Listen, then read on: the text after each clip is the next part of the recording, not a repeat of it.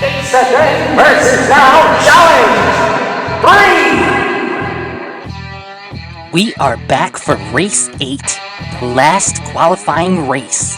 That's right, Al. These 4 Volkswagen Golfs are competing for the final 2 spots in the tournament. So let's get right into it and meet today's racers. Up first for Team Then, it's this showroom quality classic, the 1976 Golf Mark I. All the way from Sofia, Bulgaria, it's driven by Candace Hahn. Hey, here at the Scrapyard, we have a Candace too. I wonder if they're related. We're not related, but I could definitely use all the Candace I can get because I'm real busy working on the next one and done challenge. So all you race fans better subscribe to our channel so you don't miss it, sugar. Moving on. Next, the 1990 Golf Mark II, and this one's all the way from Maputo, Mozambique, and it's driven by João Monteiro. I think it's pronounced João? João? It's Portuguese, and it's pronounced João. How is it that you can speak Portuguese, but you have such a hard time speaking English? That's because I don't speak English. I speak American. Gentlemen, please. Up first for Team Now. Oh, no, you don't. Up first for Team Now, it's the 2006 Golf Mark V, driven by Zach Taylor. From right here in the good old USA, he's from Phoenix, Arizona. And finally for Team Now, it's this 2012 Golf Mark VII, driven by Stephen Bennett, who comes all the way from Bamako, Mali. And since everyone seems to be loving the excitement and drama of a tighter 4-heat competition, we're gonna finish off these qualifiers by making this event only 4 heats as well. Okay then, Al, we literally have racers from all over the world today, and they didn't travel this far to hear us chit-chat, so let's get up to the guillotine gate and get this race started. Here we are at the guillotine gate waiting for the safety officials to clear the track. Up front, it's Candace Hahn in the Mark I in Lane 1, and to her right, it's João Monteiro in the Mark II in Lane 2. Then in the back, it's all Team Now, with Zach Taylor's Mark V in Lane 3 and Stephen Bennett's Mark VII in Lane 4. The officials have given us the all clear. This final qualifier is a go. 3, 2, 1. Go! We are off! They keep it tight! Whoa! Big mess in the turn! João is all alone! He hits the wall! Boom! He stalls out! Looks like this one is all over. Let's get to that replay. Wow, I really thought all 4 were going to make it across the line. We had such a clean start. They even keep it relatively clean coming down Nevada as they jockeyed for position. And they line up single file coming out of the bottleneck, like they're all trying to pick the best line to hit the apex in Carmine Corner. But things go very wrong into the corner. João hits a bump and goes airborne, and Candace flips her Mark I. And the boys from Team Now try hard to avoid, but there's nowhere for them to go. Stephen Bennett flips his Mark VII, and Zach Taylor ends up underneath Candace. And amazingly, João manages to get his car in reverse and comes down dead center of Clunker Canyon all alone. But he hits the wall coming into the boulevard, which sends him flying across the track into the opposite wall. And he hit it so hard, his emergency shutoff kicks in and he couldn't get that little red hatchback restarted. Unfortunately, something else that couldn't get started is our scorecard. With no one crossing the line, it's zeros all across the board. Back at the gate for Heat 2. Looks like the racers are keeping the same start positions as Heat 1. Great! Then let's not waste another second and get to that countdown. 3, 2, 1, go! Huge block! João is on his way! They hit the camera! João is missing! Candace wrecks! Team Now in full force! Hold on! Yes! At least one makes it across! Team Now is on the board. Okay, slow it down, Al. I'm feeling good here, Barry. Even though the Team Now boys started in the back, They made their move coming down Nevada and double-teamed Zhuao and sent him hard into the wall right before going into the bottleneck. Admittedly, that was a devastating block because it puts Zhuao on his roof for the length of the bottleneck, and he couldn't hold on and goes into the camera while flying off the track. And the Team Now boys must have double-teamed Candace behind the cameras as well, because as they pass her, she goes crashing into the safety crew.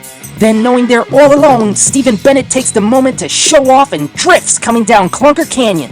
But that showboating cost him because he hits the wall coming into the boulevard and can't recover. It doesn't matter, Barry, because a crash into the tires is still over the line, and that's still good for a win. Even though Zach Taylor hit the handbrake in the orange Mark V right before the line, his teammate was able to crash his way over the checkered flag and put some big points on the scorecard. Heat 3. Joao Montero in the pole position. Zach Taylor in the orange Mark V in lane 2. Then points leader Stephen Bennett is in lane 3. And finally, Candace Hahn is in lane 4. 3, 2, 1, go!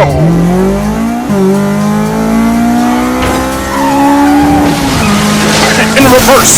Someone hits the camera! Bennett makes it through! Everyone else is out. He hits the big rig. He's scraping. Come on, come on! No! So close! Another scoreless heat, Al. I think the boys from Team Now are just warming up, Barry.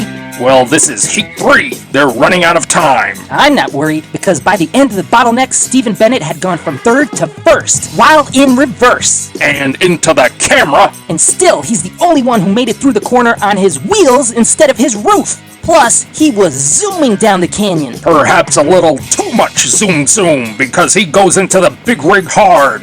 Yeah, and that unfortunately activated his safety cutoff, and that sent him scraping down the wall. And even still, he almost made it across the line. That's right. Almost. And would you look at that? Almost still gets you a big round 0 on the scorecard. That's okay. Team Now is still looking great overall.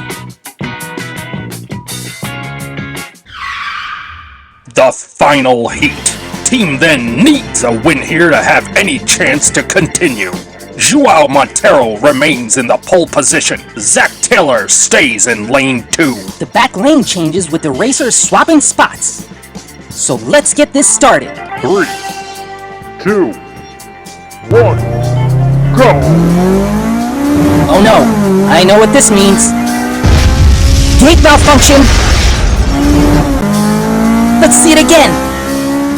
Boom! And there it is. Man, I love that. Everyone is trading paint. Joao back on his roof. Big moves in the canyon. Team Now spins. But Zach Taylor makes it across. Whoa! Look at that! He's still spinning!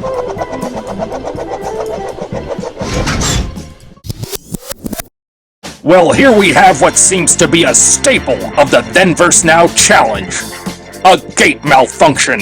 Maybe they should use actual staples to try to hold that gate in place. Luckily, the racers had all made it well past Nevada by the time it hit. Yeah, they were all too busy trying to pass each other. Just look at all those back and forth moves. And again, it looks like Joao moved a little too much because he was back on his roof. And check out Zach Taylor. He hits a bump and that launches him into the big rig and sailing through the air. And Bennett takes out a few clunkers following close behind. And by the time they get into the boulevard, all 4 racers are in a spin.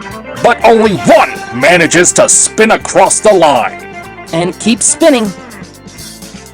And spinning. And spinning. And spinning. Okay, we get it, Al. Zach Taylor not only spun across the line, but spun his way onto the scorecard. And with that, we have both members of Team Now advancing to the tournament. I think that's a first in Scrapyard history. Like Al just said, having been the first person to put a win on the scorecard, Stephen Bennett will take his 2012 Golf Mark 7 to the tournament. And joining him will be Zach Taylor in the 2006 Golf Mark 5, who pulled out a win in the last heat to make history. And this is the point where we'll all be saying, Hold on a tick. I got this one. While I'm sad to see him go, I'm glad to see him leave. Because although the 1990 Golf Mark II traveled all the way from Maputo, Mozambique, I don't think I could take another race where these two professional announcers mispronounce João Monteito's name. Wow, Bob, I still don't know why you'd know how to speak Portuguese. Heck, I could write a book about things you don't know. Anyway, this is where we also say goodbye to Candace Hahn in her 1976 Mark I. But don't forget, you'll be saying hello to this Candy when the One and Done Challenge starts real soon. Not so fast, Candy. Before that tournament, we have to get started with this tournament. That's right, and like we keep saying, it's gonna be huge. In fact, it's so huge we had to break up all 32 racers into 2 groups. And here's a quick look at the brackets for Group 1 and Group 2. And if you take a really close look, Race 8 of each bracket has 3 question marks. And you'll have to tune into that race to find out what the mystery reason why is. But until then, please be sure to subscribe to our channel and turn on the notifications so you don't miss it. Until we meet again, you can check out our playlists and our shorts for even more great Scrapyard Diecast Racing action. It's the 10 versus now challenge. 3,